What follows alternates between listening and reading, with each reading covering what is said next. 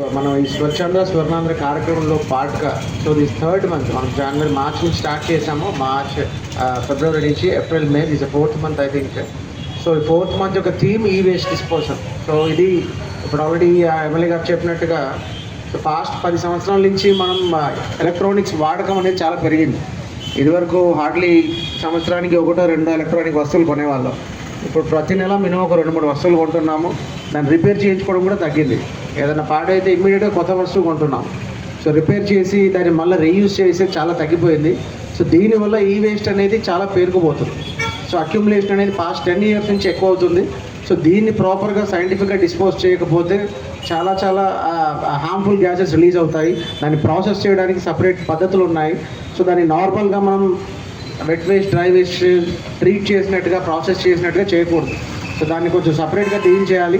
అందుకు అనుగుణంగా దాన్ని సపరేట్గా కలెక్ట్ చేయాలి. కలెక్ట్ని ప్రతి ఒక్కరు I want municipal commissioner so all market ఏరియాస్లో, హౌస్ హోల్డ్స్లో, మేజర్గా ఆఫీసెస్లో ఎక్కడైతే డిస్పోజ్ చేస్తున్నారో ఇవన్నీ వాళ్ళకి స్పెసిఫిక్గా కొన్ని డేస్ మార్క్ చేసుకొని అక్కడికి వెహికల్స్ పంపించి ఇవన్నీ కూడా ఒక 3 to 4 ప్లేసెస్లో కలెక్ట్ చేసుకొని దెన్ ఎవరైతే ప్రాసెస్ చేస్తున్నారో ఐడెంటిఫై చేసిన వాళ్ళకి మనం డిస్పోజ్ చేస్తాము. సో ఈ ప్రాసెస్ని అంతా కూడా కొంచెం ఆర్గనైజ్ చేయాల్సిన అవసరం ఉంది.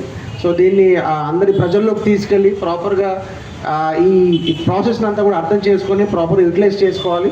సో ప్రతి ఒక్కరు కూడా అమలాపురం పట్టణంలో కావచ్చు, కోనసీమ జిల్లాలో కావచ్చు, అందరూ కూడా ఈ వేస్ట్ డిస్పోజల్ అనేది రొటీన్గా మీ ఇంట్లో చెత్తని డిస్పోజ్ చేసినట్టు చేయకూడదు. That's what major intention of the program.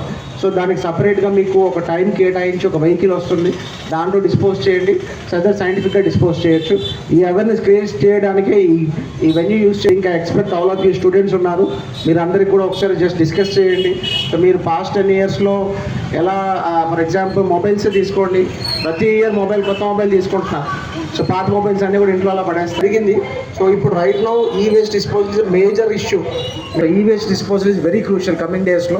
So దీన్ని మన వేస్ట్ డిస్పోజల్లో ప్రాపర్గా సైంటిఫిక్గా చేయడానికి ఈ ప్రయత్నం అంతా కూడా